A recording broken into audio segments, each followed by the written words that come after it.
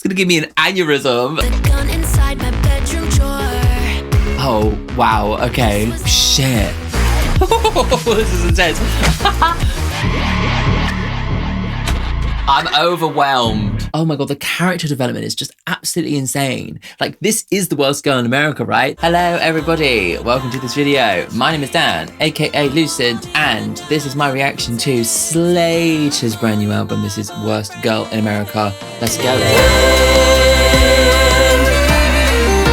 Right, hello, everybody. Hope you're having a lovely week.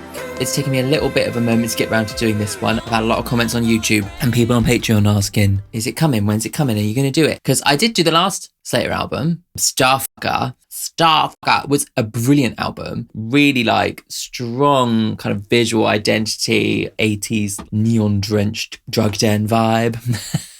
Loved Starfucker. Especially Out of Time is still a song that just lives in my head. But yeah, it's taken me obviously a while to get around to doing this one. I didn't even know it was coming out, to be honest. And of course, it dropped on the same day as every other Starfucker in the entire galaxy, with Melly Martinez and Ray and Robin also dropping brand new albums on the same day. Yeah, basically it's been a lot. And the thing is, Ray and Melly Martinez were like long albums as well. So, you know, I've been a little bit spread thin slightly recently. I've heard Beat Up Chanel's. That was requested on the song request. I think it was September. Everyone seems to be saying that this is like a moment for Slayyyter. So I'm ready to kind of see her break out of the Kia asylum, which I've only recently discovered as a thing everyone's talking about. I'm like, okay. Worst Girl in America does make you kind of feel like there's going to be some sort of political commentary. Evoking the word America right now is a political statement in itself. And so, yeah, I'm intrigued to kind of see where she goes with that, with her particular brash vision. But before we get into it, if you are new to the channel, welcome to the world of Lucid Reacts. I do like deep dive reactions, so that's why my videos are probably longer than other reactions you might see. But the reason for that is because I go through every single lyric, and I really get in deep about like my interpretation and trying to understand and piece apart like where the artist is coming from. So it might give you an extra, like another insight into the music that you already love. And so if you like that kind of style, make sure to check out my other reactions, including my Starfucker one, and make sure to subscribe to the channel for reactions to all the latest music and sometimes old music when I've got time. I was going through Madonna, but I'm going to be doing Confessions on the Dance Floor at some point, but I'm like, there's so many new releases to cover. I'm like, I don't know when I'm going to do that. I need to do it before Confessions 2 comes out. And if you want to support me even further and you're a fan of the channel and you want to watch this video with absolutely zero cuts, then head over to Patreon. I'll put a link for you, and the link's in the description, of course, where you can, check out all my reactions early because the uncut version goes up, so I don't have to sit editing it for a week. And then you also get loads of bonus content, including the newsletter, which is on the free tier, and also reactions to all sorts of things, live performances, music videos. I do opinion pieces. I do extra bonus reactions that don't make their way onto YouTube. And then there's a community of people surrounding all of that who are all pop music nerds. So yeah, if you want to get involved, head over to Patreon. From the free tier upwards, you can support me. Also, make sure to let me know what your top 5 songs on this album are. I will be letting you know what my favourite song is at the end of the video. So, song number 1, this is Dance... ... Okay. Ooh, nice. Oh, yeah. That's so cool. It's like a little bee. It literally sounds like a mosquito. Quite a cool start, I must say. It's very tension building. Cool. The mosquito turns into a race car.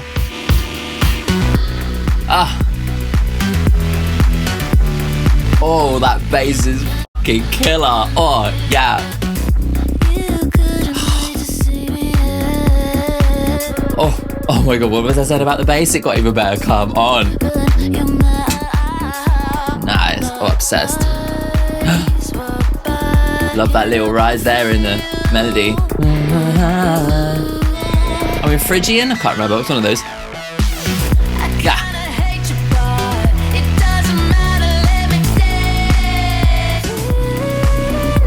Nice. Oh God, her voice sounds so cool in that little falsetto moment. Oh my God, that little guitar thing is so Daft Punky. Yeah. Oh, that fucking note is just so sick. I think it is Phrygian jazz mode. It's like the same as Disease, I think.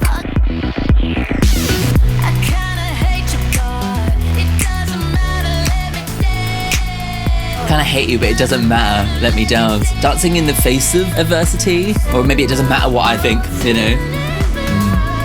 I love where she goes in that part of her voice. Is so great.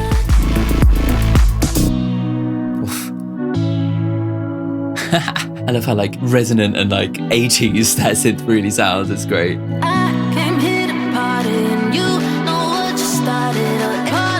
I love the delay on her voice. Oh, so cool. Yes.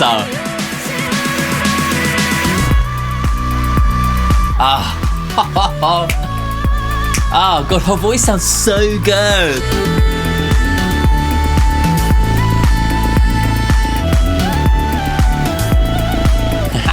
Oh, I loved how her voice like hit the auto-tune there and it kind of like broke a little bit. Oh my god, the fucking sense of groove in that was just so sick. Despite being obviously quite electronic, the groove felt so strong. I think that's probably the strongest connection to Daft Punk, is having like an electronic song with like true like human level of groove to it. Oh, I loved that. That was such a vibe. Tension building. Her voice sounds amazing. It kind of almost sounds like a song that's like under strobe lights, you know, especially during that middle eight with all those delays and stuff. It was such a painting. The production was so fabulous. I loved it. The build up every single time, built up into this chorus that didn't overproduce. It just kind of was all about the beat. And I thought that was quite an interesting twist to make the chorus like not super full. It subverts your expectations but still gives you a sense of satisfaction. Yeah, it's nice. I'm unhappier now. You couldn't wait to see me out. I'm real quiet when you run your mouth. Lock eyes, walk by, can't help but feel unusual. Are you for real? Yeah, it kind of almost feels like somebody you have beef with. Like it could be a friend, it could be like an ex. That simmering tension is still existing. You're not running your mouth now. Like, here you are, we're both bumped into each other in the club. There's this like simmering, unspoken tension between us, you know. I kind of hate you, but it doesn't matter. Let me dance. Feel it in my bones, written in my blood. I don't need you. I don't need anyone. Yeah, so there's a real kind of almost like emancipation from this person. I mean, I've had that feeling on a night out where like when I was at uni, there was somebody who I was fighting with and we ended up in the same club and I was like, yeah, I can't deal with this. Now I just make sure everybody likes me. So, you know. Oh God. There's also a real kind of small town energy, you know, where it's like these kinds of like small interpersonal dramas matter more when you're in a kind of small community, you know, and you're more likely to actually bump into each other at a party, unlike in London where it's like you could live down the road from someone and never see them. You know, I came here to party and you know what you started. I'll end it in the morning when you seem unimportant. Really cool. Right, next one. This is Beat Up Chanel's, which I have heard, as I said. If you want to see my first reactions on, I think, the September song requests.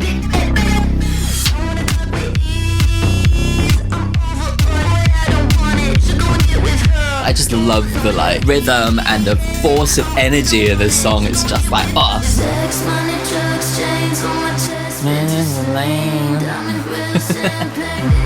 Sticky as weed.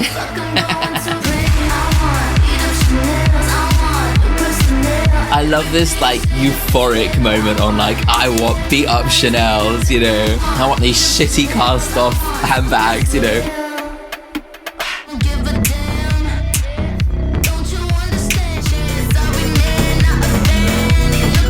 That's so good. It's almost like there's two versions of the chorus, one of which is like almost acts like a pre-chorus, you know. Oh my god.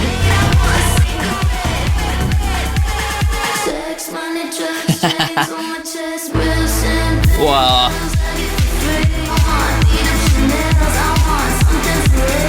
Yeah. That screech on that fucking synth there is so sick. Wow. Nice. Ugh. Yeah, that song is just like starts at a 10, continues as a 10, ends at a 10. It's like so full on. Like, I just love the raucous energy that she could manage to like throw into the song. It feels kind of like obviously very well produced, but like at the same time, like trash. you know, metallic and like harsh. I think it takes a lot of skill to make it all sound that kind of thrown together, to make it sound that trashy, make it sound that dirty, make it sound that edgy, you know? Not something that I could do. I want things to sound too nice. Money, drugs, chains on my chest, that vintage Celine. Diamond girls, champagne bottles, swagger I bleed. I want sex, money, bitches, and the stickiest weed. I want a cigarette. Champagne's bottles I get for free. Go into his closet, steal some of his Supreme. I want beat up Chanel's. I want some new personnel. Everything that she's asking for, I feel like to some might seem like super trashy. The beat up Chanel's, it's not like she's going to be able to buy a new Chanel handbag. Her dream is to buy a secondhand Chanel handbag. You know, something that's beat up, something that nobody else wants, that kind of cast off. And I feel like in her aspiring to that, it kind of actually speaks to what like a lot of average people kind of aspire to. Not everybody can afford to have dreams of actual Chanel handbags. Do you know what I mean? There's almost like this kind of undercurrent of having, maybe she's grown up without much money, and so she kind of, even her fantasies have this little asterisk, you know? Yeah, because this song kind of feels like laden in fantasy, right? It's like, I want all of the brands, I want all of the stickiest weed. I don't even know what sticky weed means in particular. Like, does that mean it's good? Like the champagne bottles, the lifestyle, the diamond grills, all that kind of stuff that's very gaudy. That whole fantasy at every single point is kind of with an asterisk of like, I can never actually afford true levels of upper class living. Yeah, which is such an interesting kind of way to pitch it, because never have I really heard someone put so fine a point on dreaming of something that has this kind of asterisk of the beat up Chanel handbag. Yeah, it's very interesting and really adds to that picture, that small town kind of picture. I've been down, so don't come around. I see it, I know you want it. Yeah, I'm not going for it. It's in the best. Really want a chance. Sorry, man, I'm not a fan. She's like, doesn't even want like human interaction at this point. It's purely just about the brands. So that feels like another comment on kind of late stage capitalism, where it's like, I'm obsessed with the brands so much that I'll pay fucking loads of money for a secondhand handbag. The farce of like those kind of designer brands is actually really shown off here, because someone who clearly is not like rich is aspiring to have a secondhand handbag that just has the Chanel moniker on it. Because of that promise of that status, it represents bringing yourself out of poverty, but it doesn't. It actually puts you further into poverty, which is what they want. Oh God, I've been talking a lot about late stage capitalism in videos recently, and this is not going to be any different. Right, anyway, let's go on to the next one. This is Cannibalism, exclamation mark.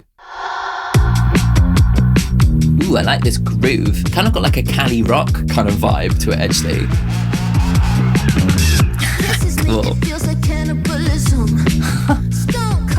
Oh, bit Dracula. Yeah, it feels like there's like definitely horror homages within the sound of this. Ooh, fun.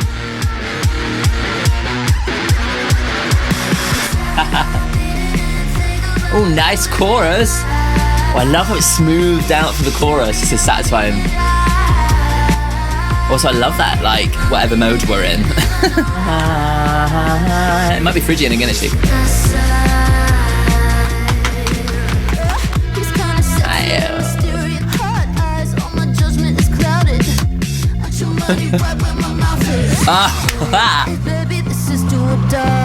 Ooh, yeah. Oh, this section is so sick. But it just goes off, doesn't it? Oh my God. I love this kind of like down chorus vibe, you know? Much more melodic and warm. It's really nice. And really outlines the harmony of the song too with that melody.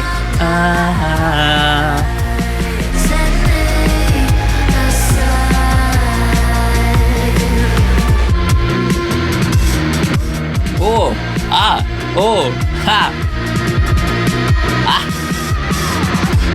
Oh, sick. I literally loved that. Oh my God. The way that those drums just like completely upturned just in that moment, just kind of almost like flipped onto the offbeat and really threw you off was just so satisfying. Oh, what a vibe. Every section of it I really appreciated for what it was. It was like real kind of edgy, hard rhythm making in your face vibes, followed by the more scream element with the that was like building all that tension into this chorus, and you're like, where's it gonna go? Is it gonna go bigger? No, it kind of goes down And I love it. And actually, the contrast that brings to the song really animates it. To go from harsh distortion, sound, noise-based kind of stuff, metallic, into melody and smoothness is such satisfying payoff. Yeah, so stunning. Love it. Just brilliant songwriting, you know? Yeah, and the use of these like really cool modes I'm appreciating as well, because it kind of adds this like almost like theatrical sense of darkness to it, you know?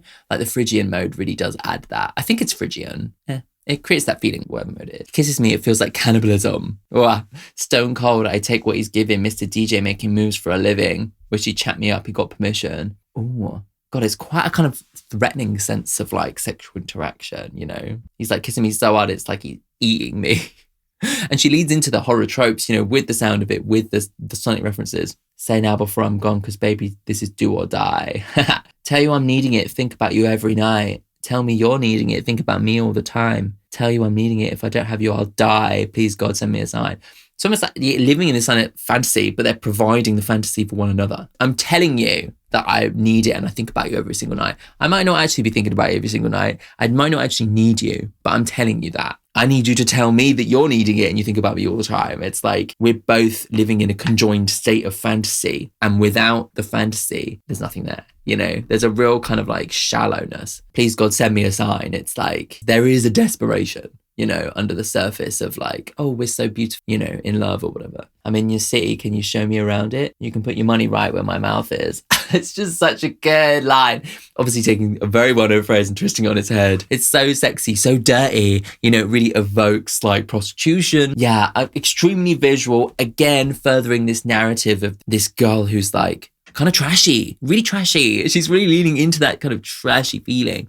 But meanwhile, giving us a little bit of an insight into someone who clearly, I think, is a bit desperate for something. In this, it's, you know, it's manifesting in this kind of desperation for sex that is like cannibalism, you know, it's like the intensity of it, the horror of it, you know, because of the darkness of it and because of these little things, it makes you kind of think like this girl doesn't know what she wants. She thinks she's desperate for this person, but it's all a fantasy, it's all a farce, you know, there's something else that she's not getting in her life that she's trying to fill with sex, drugs and rock and roll, you know. It's just such a cool concept, and to kind of base it all around this idea of cannibalism, you know, like they're eating each other alive. It's kind of a net zero at the end, you know, and the horror aspects of that and the horror connotations, it's just like lovely, really, really good. Okay, right, let's go on to the next song. This is Old Technology. Let's go. Ooh, swang. Already sounds like old technology. Ooh. Ah, nice. Oh my god.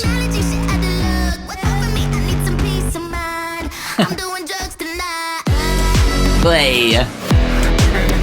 Cool. I love this like revving sound. It kind of is giving me a little bit like Born This Way vibes with a bounce to it. It just kind of almost gives it like a kind of like a kind of old video game feel, you know. Cranking up the old technology.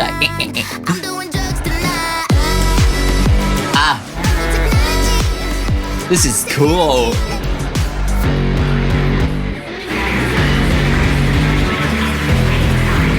What? This is cool. This is cool. Whispering and like.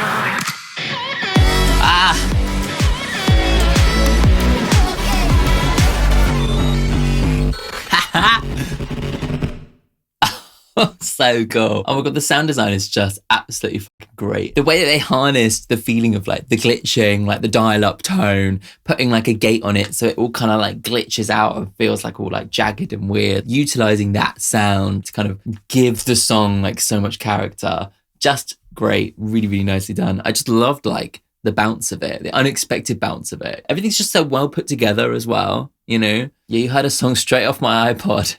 Straight off the Tumblr blog. I am a god, yes sir. So like really evoking like early noughties days of iPods and Tumblr and MySpace and that kind of thing. You copy paste the vibe. I never chase the vibe. Bitch, look alive, I'm doing drugs tonight. Ones that I'm not prescribed. Great. That's such a good lyric. I'm cranking up old technology shit out of luck. This old technology thing. Now, I think in the modern day, the association with like flip phones and iPods and stuff kind of has this trashy feel because it's like, you know, oh, you haven't got the latest iPhone. It's another statement of status, isn't it? To have the latest iPhone or whatever. It's part of the whole status game in the same way that having a Chanel handbag is part of the status game. Yeah, it's really very clever how she's like playing in all of these like images and like it all kind of woven together into this narrative. Bitch, what do you want? Peace of mind, old technology. Maybe there's a sense of like comfort with the old technology as well. Like maybe it's like in the age of AI, I'm going back to an iPod kind of vibe. I mean, there is a certain comfort and a certain nostalgia for that old technology, you know, when an iPod was just there for playing music, not when it was trying to, you know, show you the kind of music that you might want to listen to so that you buy more or so that you stream more, when it was an AI generating the kind of music that you might like from scratch. You know, it's like returning to a comfort of like pre-dystopian technology, you know, which for a lot of us, you know, in our 30s, you know, even like for Gen Z and stuff, you know, iPods and MySpace and all that stuff, there is a certain level of comfort in, you know, these good old days, you know. Right. Okay. Let's go to the next one. This is Crank. Crank. So we just talked about cranking up the machines in the previous one, didn't we? Oof. Cool. Oh, I love the shimmering of that vocal sample. Just adds so much rhythm to it. It's so sick. Oh my god. Okay.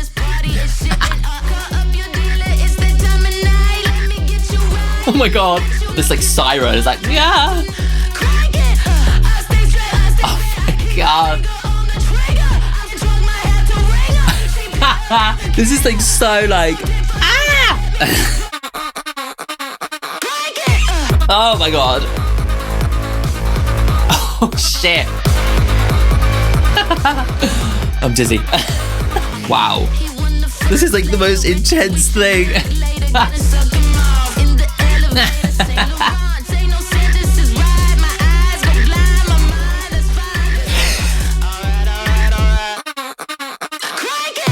Oh my god. The tension and release of this song is just so epic. It's just like, and then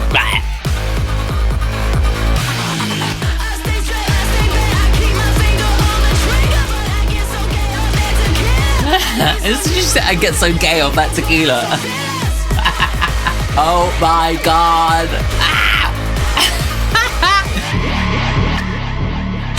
I'm overwhelmed. My god. Fucking hell. It's gonna give me an aneurysm. Wow, okay. Jesus fucking Christ, that just went off rather, didn't it? It's just the level of like force, you know, the energy, the just like, oh my god, it's like so intense. It's just so intense, and it's like screaming and sirens. I just absolutely love the that vocal sound, that vocal sample thing. It's the same rhythm that's used in like trance, like old school trance music, like you think of that Sandstorm song, you know. So it evokes that, right? But like doing it with a vocal sample is so, it just sounds really cool and interesting. The way it's thin gives it like this kind of dry sense of trigger friction. It propels you into the chorus, and there's so much that this whole song is just like all about propulsion, you know, and it's just like so expertly put together to like throw you into the next like batshit insane like force of nature. Every single section is, and that final section just adds like another layer of, I'm like, oh my god, I'm gonna die. It's like, it's wild. Oh my god. Crank it. I'm getting tweaky. I'm heading out. Bitch, I'm onto something. I stray just like a dog addicted to that heavy fucking. I want to get on it, jump on him, ride it until the morning. I'm leaving this party. It's shit and all these bitches boring. Turn up the speakers. Do not piss me off. Paris to New York, what you standing for? Crank it. It's like the level of partying is like so wild and out of control. And she's this like force of nature in the party where she's like storming in, fucking the guy she wants to, leaving him behind because she's bored of him. leaving all the girls behind because she's bored of them, moving on to new people. Like she's on that edge of like constant, go, go, go. Don't leave time to think. Don't leave time to feel. We are just cranking it 100%, which makes you think about all the kind of other levels that might be underneath this character. I stay straight, I stay bad, I keep my finger on the trigger. She pick up, then we fuck. I get so gay off that tequila. I need some dick for Tuesday. Let me go put out some feelers. So she's like, when I drink tequila, I'm fucking women, but on Tuesday, I need some dick. He wanna fuck Slayyyter, Richard, we should link later. What a great rhyme. Get to my hotel and suck him off in the elevator. Saint Laurent jacket on the ground, I'm a moneymaker. See like that, like you're going up an elevator, you're in a lift, he's got a Saint Laurent jacket, he's rich. The visual of the Saint Laurent jacket on the ground, it kind of brings everyone to the same level. You know, we're all as trashy as each other. This rich man is just as trashy as Slayyyter is in this moment. You know, that jacket is on the ground. I love that as a visual of like bringing down this brand culture, you know, kind of collapsing this class system or revealing the farcity of this class system that's all revolved around like what clothes you're wearing. You know, we're all just as trash as one another. Can't say those sentences right. My eye could go blind. My mind is fine. All right. So she's like on the edge where she can't even fucking say anything. Yeah, wow. What a powerful visual like of this like absolutely on the edge of sanity kind of level of partying. You know, it's really amazing. Right, next song. This is Gas Station. Ooh, atmospheric. Love that. The space in this is cool. But all your friends like me much better than you. I love you more than anything to make a home a nicer place. I would do anything to make the home a nicer place. Interesting. Oh. Okay. Yeah, okay. Interesting image, hey. Wow. Oh. Interesting. This like narratively taking quite a different turn from the like partying on the edge of your seat vibes, you know. Cool. I just love the space in this. It's so cool.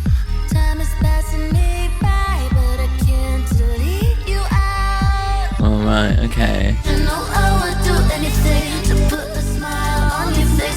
Oh yeah. There was something like domestic about the lyrics. Nice. This is such a weird chorus because it kind of almost doesn't feel like a chorus. I love that. I just have this image of her like being sat alone at the petrol station. Someone's driven off without her and she's just like looking at her phone like, are they gonna call and say, oh no, I'm sorry, like I'm coming back for you? Yeah, wow.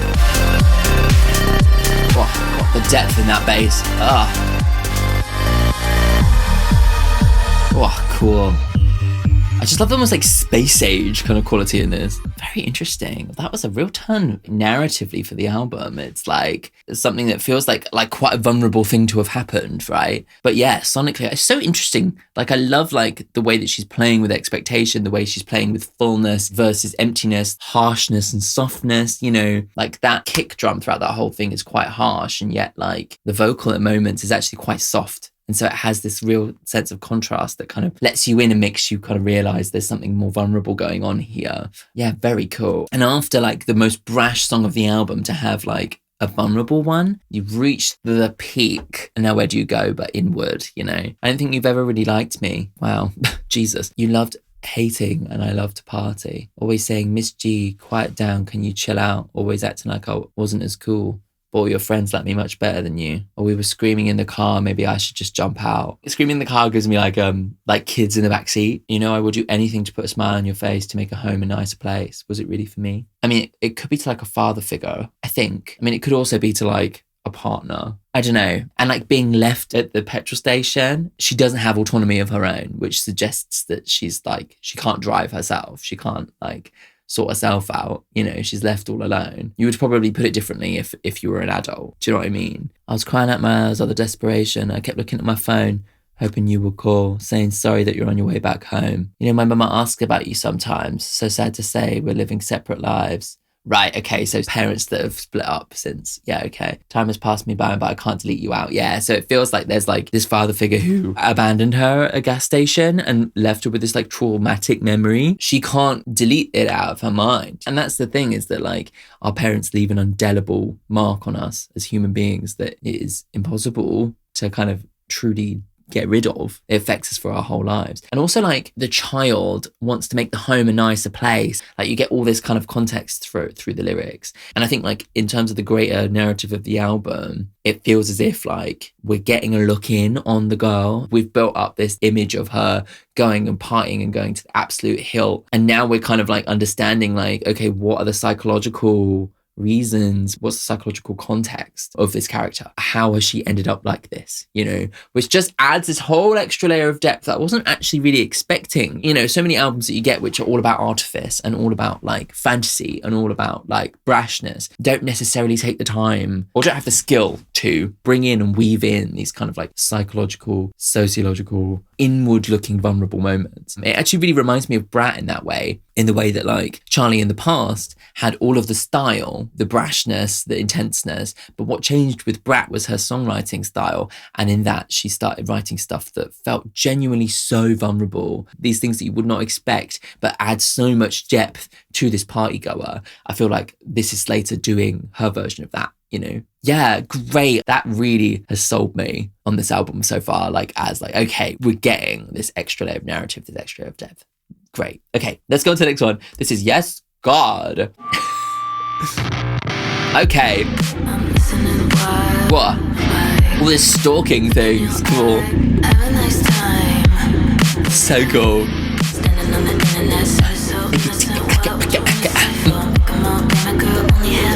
Oh, the rhythm in her delivery. The side chaining, everything is so sick. Oh. Oh my god. This is intense. God, the side chaining is so intense. Like, Jesus.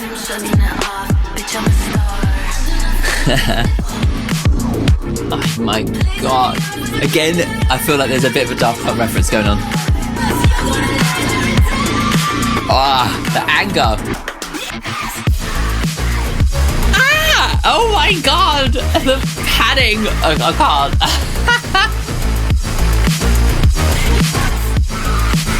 This is fucking intense. Oh my god. I'm gonna have to have a nap. Whoa.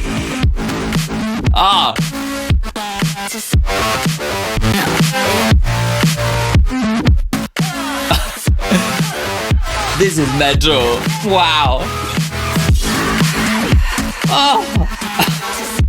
Oh my god, this is mad. It's reminding me again of Daft Punk though. And like Skrillex as well, actually.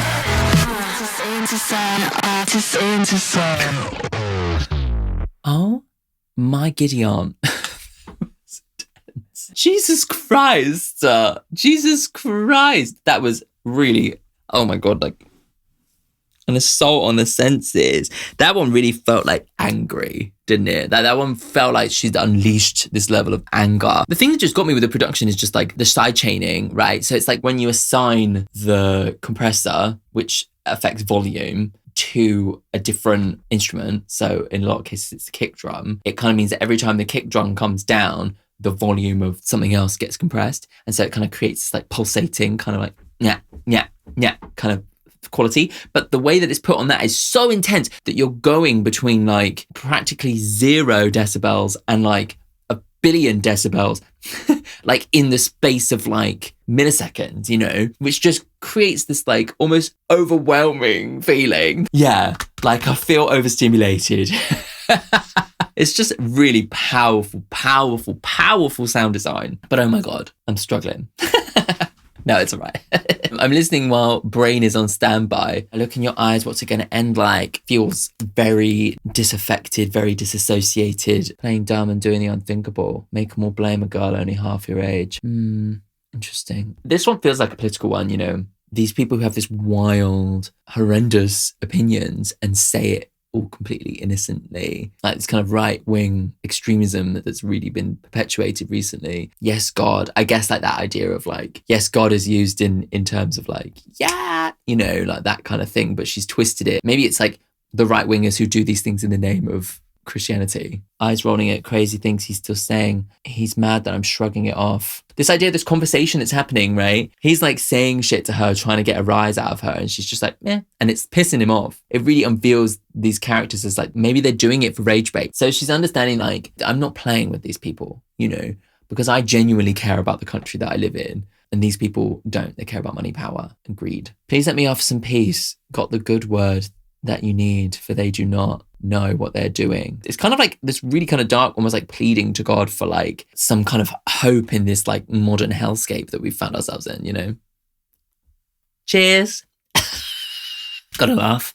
Right, next one. This is Unknown Lovers. Ooh, fun.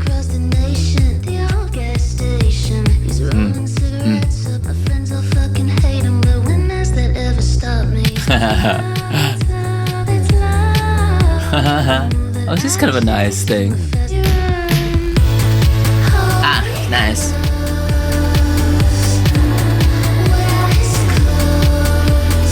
I love the kind of like elongated melodies and stuff. Very different vibe. Much more dreamy, you know, especially compared to the previous song.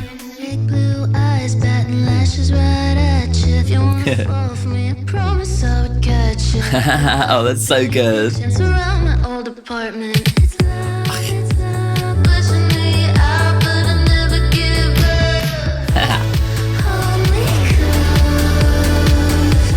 Nice. I like this. This is nice. Oh, cool.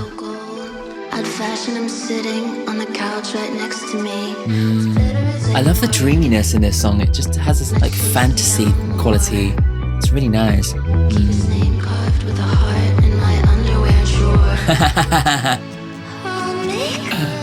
Oh, an acoustic guitar? It almost feels like it doesn't belong.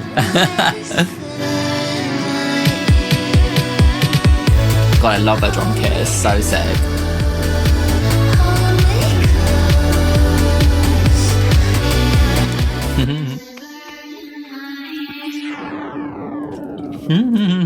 Love it. That one felt like so, yeah, dreamy and romantic and beautiful. Yeah, a real tonic to the anger of the previous song. It was just really, really nice. And just, yeah, like adds more depth and adds more contrast to the album as we kind of go forward, you know. Unexpected, but in a really nice way. Burn you a CD, I send it across the nation. There's the old technology once again. I call you from a payphone at the old gas station. I wonder if that's like meant to be like a bit of a, you know, a nod to that trauma. Maybe connecting that trauma to like her choices now, her choice in men now. He's rolling cigarettes up and I'm rolling off his molly. Well, my friends all fucking hate him, but when has that ever stopped me? So it's like actually a really gorgeously beautiful soft love song, but that's like clearly about like probably quite a nasty guy. It's love, it's love, it's love, I say to myself when he doesn't pick up. Yeah, the more that I chase him, the faster he runs. Hold me close, let me know where his clothes, whisper in my ear. It's almost like quite almost funny in moments of like her delusion in this moment, but like behind that it is quite sad, you know. There's that center of like shame and center of self-hatred that keeps you going back to that person that doesn't treat you well. Big blue eyes, batting lashes right at you. If you want to fall for me, I promise I would catch you. I just literally love that line. I need him bad like a new accessory. More obsession with like having trinkets, having accessories, having handbags, you know. And this idea of like wearing a partner like an accessory rather than actually wanting an actual deep relationship. It's revealing that like not only this person is that she's chasing, not only he is emotionally unavailable, but she is as well. You know, she just wants the surface level, you know, she wants to show it off. Yeah, really interesting. Right, next one. This is Old Flings. All these dollar signs in the names and stuff, it really kind of adds to this like vibe, this character that she's building.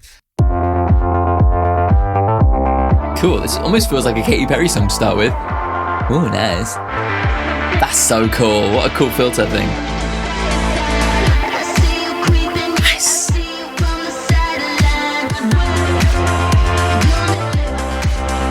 Synth bass line is so sick actually. Again, reminds me of Robin actually. Nice.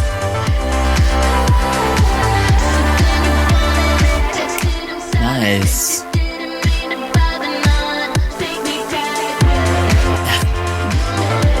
I'm not picking up on the lyrics much in this one so far.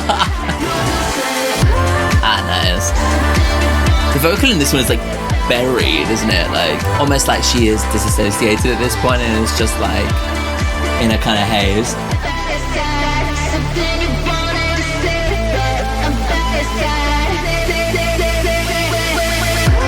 Hey, nice. Whoa.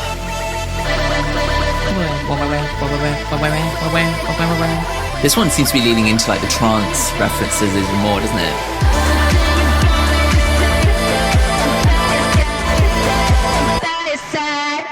Nice. I quite liked that one as a bit of a bomb, more of like a smooth lose yourself in the sound song, which is quite a different kind of vibe to kind of what we've been doing so far. It still feels extremely cohesive, but like I think adds an extra wrinkle, adds a bit of light and shade. Because we can't go like 100% the entire time. Something you wanted to say, but I'm by his side. I see you creeping. Yeah, I see you from the sideline. I saw you in the corner. Me, my man, don't really mind. You're looking for him, but he's something that you'll never find. Wait, your name did come up a few times, but he said you're not comparing to me. I'm really getting this idea of like this like rivalry between Slayyyter and the ex-girlfriend of this person that she's with. Yeah, something that you wanted to say, but I'm sat by his side. It's like she's like kind of hovering, right? But there's that power dynamic of like Slayyyter being in the position of power because this girl is hovering around and she's like, oh, I'm scared to kind of even come up and say anything. She seems to be grasping at some sense of like power, grasping at some sense of status so much throughout this album. And this is another one of those where it's like there's a moment where she's in a more powerful position than this other person and she's reveling in it, you know? But it makes you think like somebody who has had like a kind of shitty upbringing, you can imagine that like these little grasping moments of power and status are like maybe all she could hope for. It kind of paints like a really sad picture, actually. I see you seething. He's not leaving here with you tonight. That shitty poetry only made you the pick-me type. Yeah, well, she's really putting this person down. It's kind of savage in that way, and it doesn't actually reflect very well on Slayyyter or like, you know, the character. Yeah, very intriguing, like so clever to kind of like have like character development through their interaction with somebody else. How they respond to an old ex tells you so much about this character. And I feel like the more that we're unpicking in these songs, the more depth we're getting in this kind of broken woman who's kind of actually broken by the system. Yeah. Oh, it's really, really cool. Right, okay, let's go on to the next one. I'm actually kind of famous. I'm actually kind of famous. Ooh, what's that sample? That's weird. Cool though. It's like at a party maybe? I think I see you. Ooh. I think I care about you. Think you strike some kind of nerve, do ya? Oh, you know the DJ? Oh, she knows the DJ. Do you know me from somewhere? I'm actually kind of famous. Oh my god, this honestly almost sounds like a Drag Race song, you know? I'm actually kind of famous. I'm actually kind of famous. Again, another like projection of like power. I never said that. This is such a funny song. I'm actually kind of famous. I'm actually kind of famous. And she's like screaming at them. Yeah. Trying to assert herself. Yeah. Oh, I love this painting of this character that we're getting.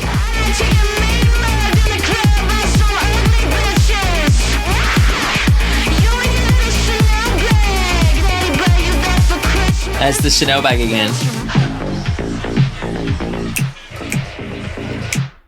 Ah, really cool. I love the production on that. I love that kind of like slightly unintelligible sample that kind of was underneath at the beginning and the end. That was really cool. Almost kind of takes you place and time, maybe into like the club where she's like, I know the DJ, I know the owner. The really fascinating thing for me about like her asserting her level of fame is that what it tells you about these systems of like respect, people trying to assert themselves as cool, trying to assert themselves as in the know, trying to assert themselves as like, I'm actually kind of a big deal, you know? It's all about like caring deeply that people have like a certain opinion of you. I'm actually kind of famous. I mean, the form of that song is so funny. Like, it's literally just a spoken word. Like, she's literally in the club being like, you don't know who I am. Like, it's like you're right there, you know? It really does give like drag song energy, like the campness of it, the silliness of it. You think I can see you? You think that I care about you? Oh, you know the DJ? Do you know the owner, right? Oh, you know my boyfriend. Do you know me from somewhere? It's like this social interaction in a bar where someone's trying to kind of like strike a nerve with her, right? Like trying to get one over on her, trying to be a bit aggy. And she's like, you're not shit. I am actually kind of famous.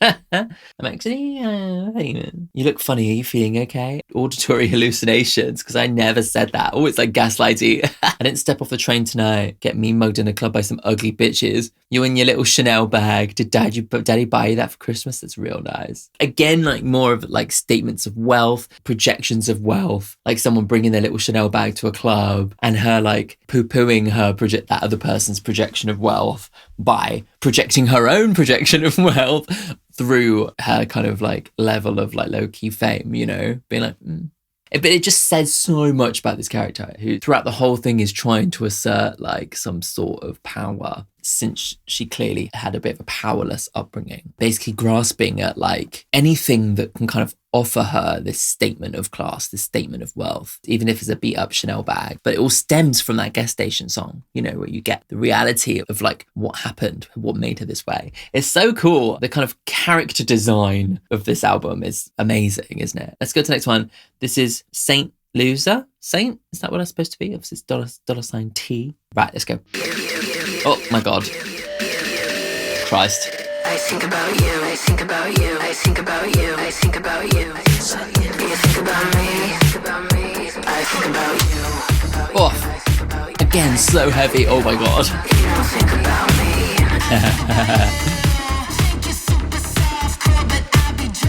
Ugh. God, this goes.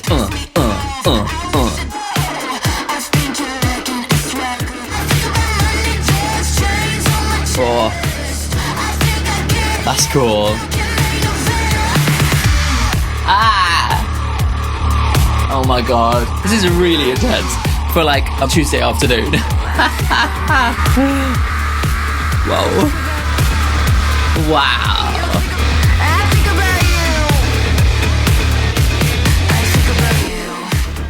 God, this album just takes her kind of like messy energy and just dials it up to 11. It's really insane, like next level. I think about you. Do you think you'd win in a fight if you saw me out on the street? I think about you every single day. I think about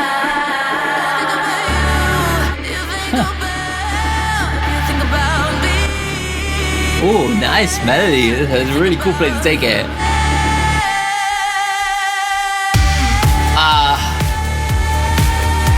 Oh my God, this is epic. It's just like, it sounds like Arabic scales as well. It's probably Phrygian again, isn't it? Super minor, super chromatic.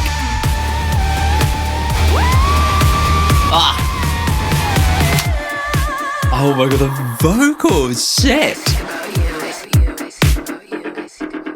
Wow, that was really next level. Jesus, that vocal thing just took it off into the stratosphere. That was just absolutely fabulous. Oh God, the sound design is just like next level. It's kind of like space age, kind of like really like there's a world going on in there, but at all times it kind of has this edge to it, you know, this just like cutting, metallic, slamming quality, you know. It's a lot. But like I'm so impressed with like how far she has pushed it sonically. Just insane. And I was really surprised by the vocal ability. You, I think about you. Do you think about me? Repeated about 1,000 times. You don't think about me. So this kind of obsession with thinking about somebody and them not actually thinking of her at all. I think about money, drugs, chains on my chest. So that's the link to Beat Up Chanel. Yeah, okay, so there's like a real kind of one-sided obsession with this person. I don't know whether it's like a kind of like semi-sexual obsession. It could kind of be like a bit of a political obsession, you know? Like this could be said to a politician who's like kind of fucking everybody over, but doesn't even know that Slayyyter even exists. And yet she's like, fuck, I can't stop thinking about you, you know? I think about me. I shouldn't be such a hater. If kids are bumping my shit, that's a recession indicator.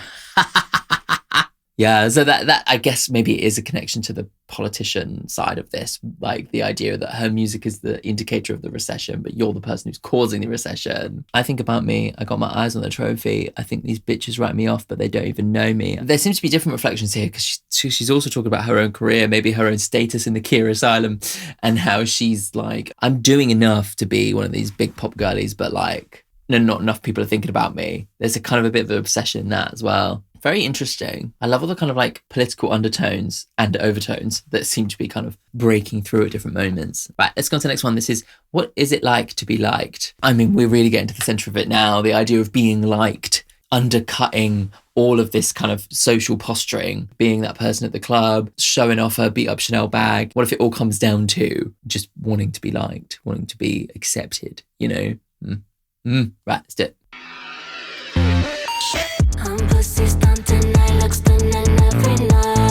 Nice. It's like some vibe again. It's so cohesive and so well thought out, this whole thing. Hey. I need you. Yeah, right. Yeah.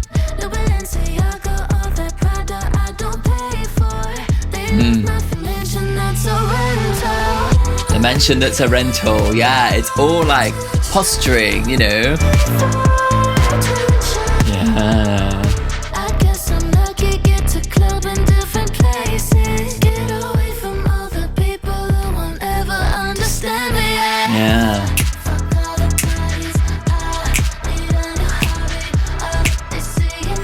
I love the rhythm in this and the melody and everything. Just really tight little song, really nice done.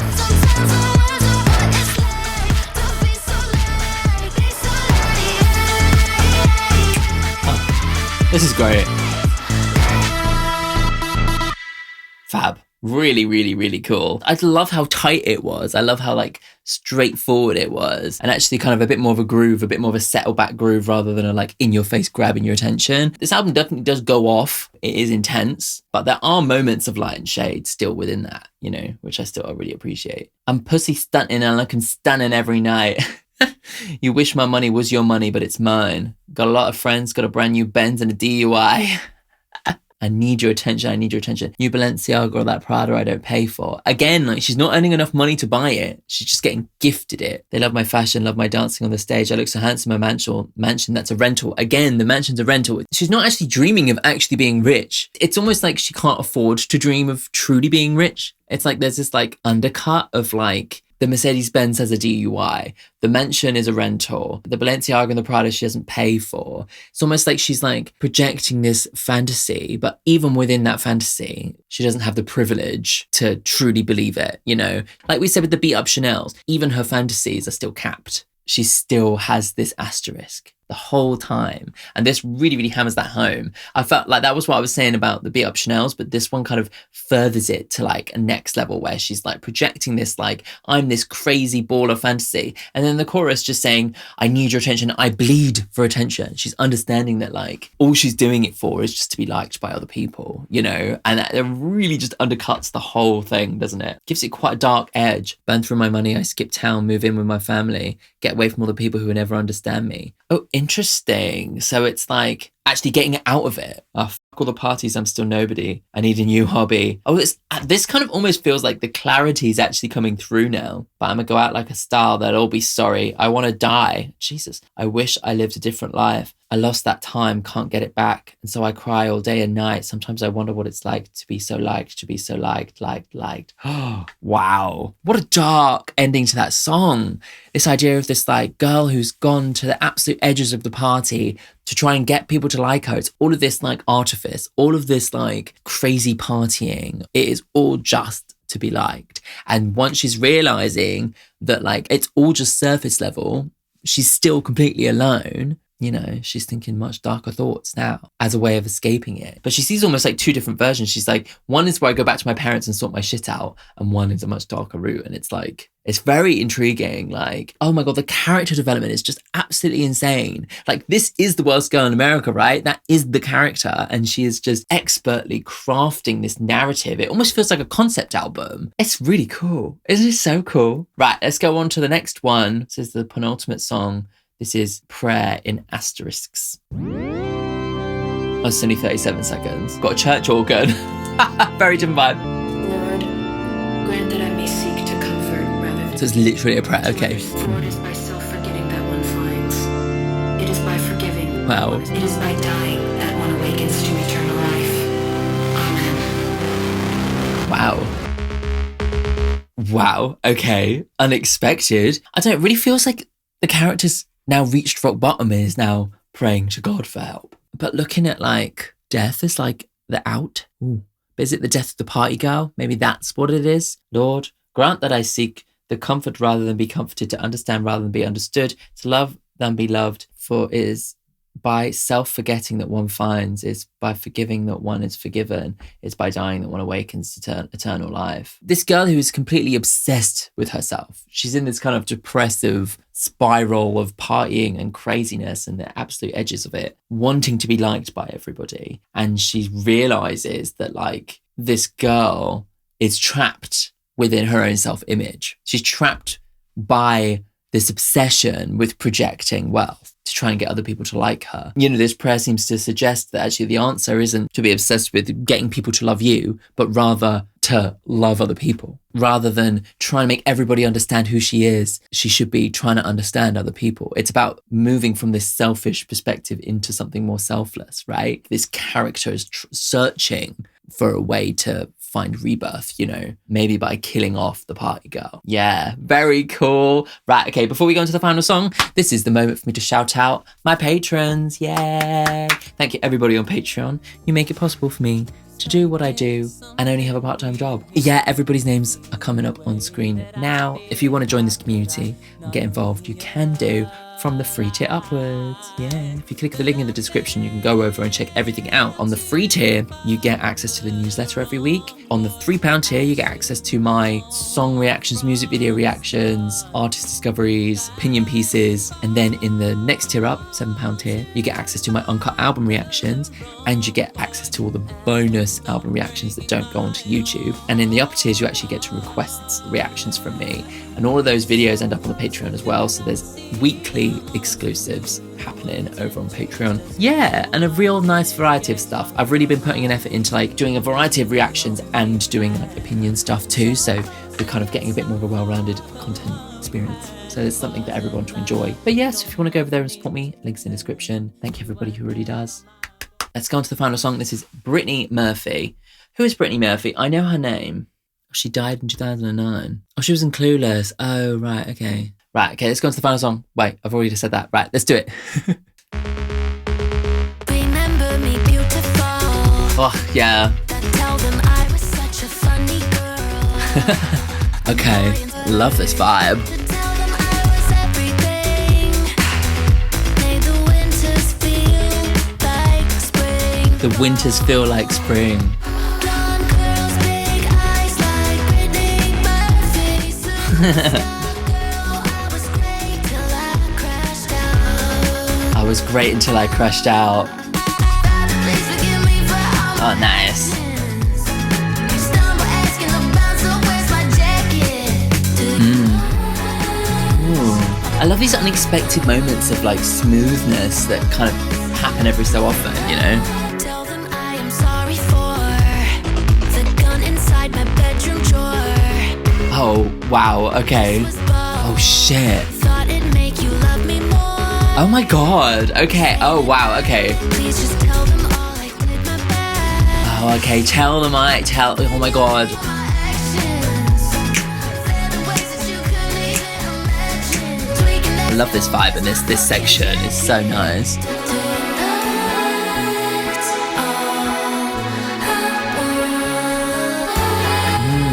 I love how smooth this is, so cool.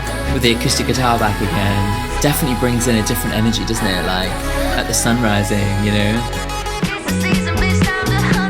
Oh my god, the production design is just absolutely fab.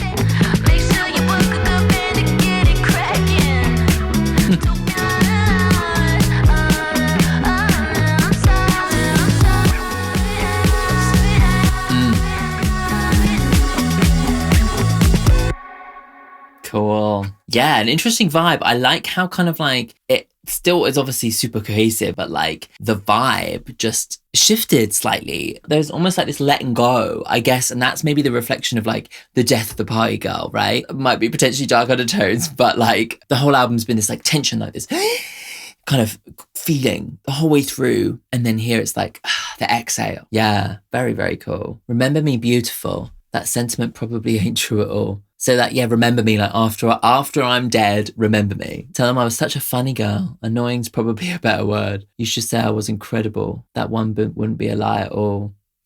After I'm gone, here's what you should put in my obituary. Playing with this idea of like us remembering people who have passed away in a much better light and almost like playing into that, you know? Tell them everybody else perfect. We all know that's not the truth, but like I'll be dead, so it's fine. You know, it's giving me that.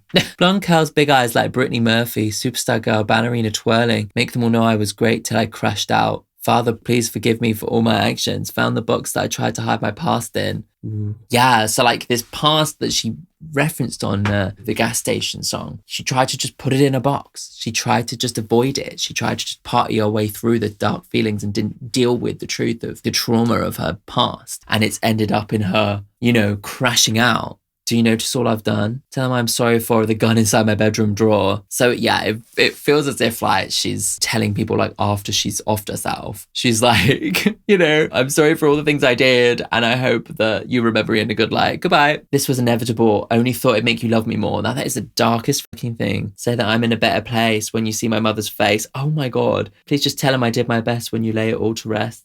Jesus. Wow. It's deeply dark and deeply sad. This like character who's like misunderstood, completely crashes out, like really just goes off the wild end and ends up killing herself. The first verse is kind of irreverent and kind of fun in the way that she's telling everyone to remember in a good way. But this one's like just plain old sad. Like, I'm sorry it had to go this way, but this was just inevitable. Do you notice all I've done? Wow. It's like all I wanted you was just to notice me. Oh God. 'Tis the season, bitch. Time dance. My face too disgusting for an open casket. Oh my God. I wonder whether like the worst girl in America is Slayyyter's alter ego of like party girl, you know? And she's looking at that part of herself, looking at her trauma and wondering how she can kill off that part of herself. That's what it gives me. It's obviously not strictly autobiographical.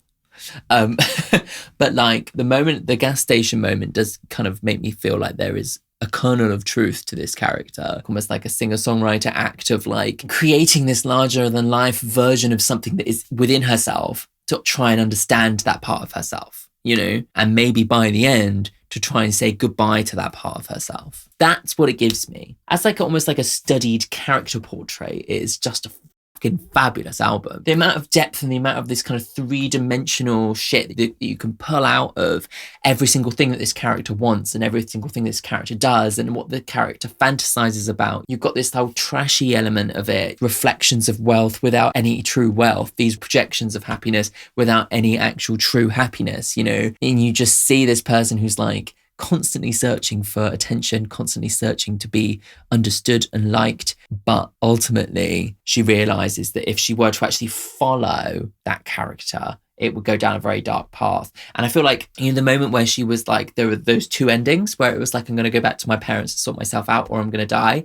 It's almost like her breaking herself off from the character, from the worst girl in America. And then we follow the worst girl in America off to her death at the end and Slayyyter is left unscathed. You know, that's what it's giving me. By understanding this character fully, I understand myself better, you know? It kind of gives me that kind of psychological assessment kind of thing. Yeah, I might have gone off down a crazy track that doesn't actually relate to anything, but like that's kind of what it's giving me, you know? But it also kind of gives you a reflection of like people who are in poverty, who have these aspirations of wealth that are all completely baseless. There's no happiness there. There's no kind of like prosperity there. It's all just about flashing the handbag and having the image of it. And so in a kind of meta sense, it feels as if she's using this album to kind of put a bit of a magnifying glass on our culture and our obsession with projections of wealth. Yeah. Whoa.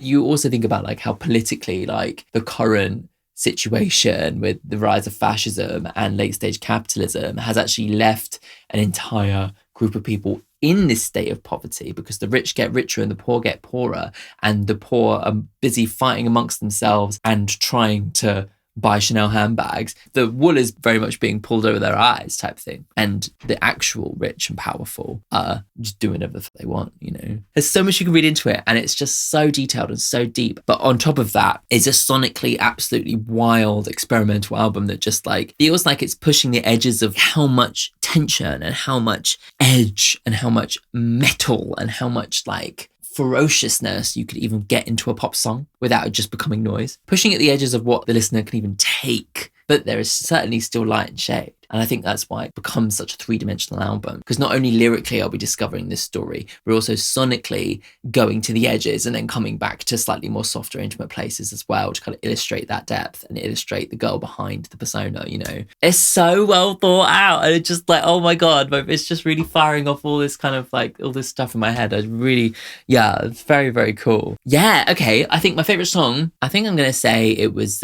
Cannibalism. That one, I just loved the melody of it, and like I loved the contrast in it, and I loved how unexpected the chorus was. But I also really like Gas Station. That's up there for the kind of narrative reason. Let me know what your top 5 songs are. Let me know what you think of the album, and if there's any more details of all these themes and stuff that I didn't necessarily pick up on. If you want to check out my stuff, like a reaction, the link is here. And if you want to check out my Patreon and get involved, the link is here.